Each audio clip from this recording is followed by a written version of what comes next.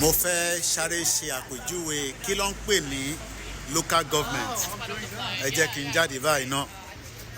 Koiki Media bringing the world closer to your doorstep. Mo wà lórí Kings Road. So tẹ́ bá wo ibi tí mo wà yìí, ibà ló ń pè ní Chelsea Old Town Hall. Ní Chelsea Old Town Hall yìí, òun la máa fi ṣe àpèjúwe bí àwọn local government ọ̀dọ̀ tiwa náà ní Nigeria. A ní 774 local government.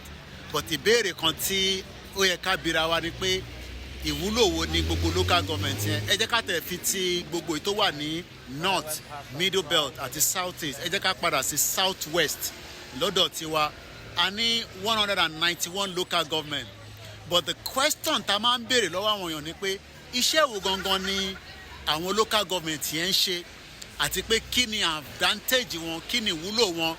Ní ti London Borough of Chelsea yìí, oríṣiríṣi activities ló máa ń ṣe. Mo bẹ̀ ṣe jáde níbẹ̀ níbi tí a ti lọ sí art exhibition tí mo ṣe jáde nínú ẹ̀.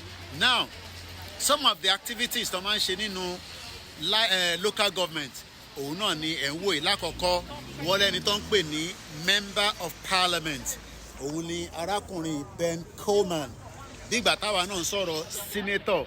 Nínú member of parliament yẹn ó ti fi nọ́mbẹ̀ síta, ó fi email ẹ̀ bí a ṣe lè get in touch. Ó wá ń pè nǹkan kan ní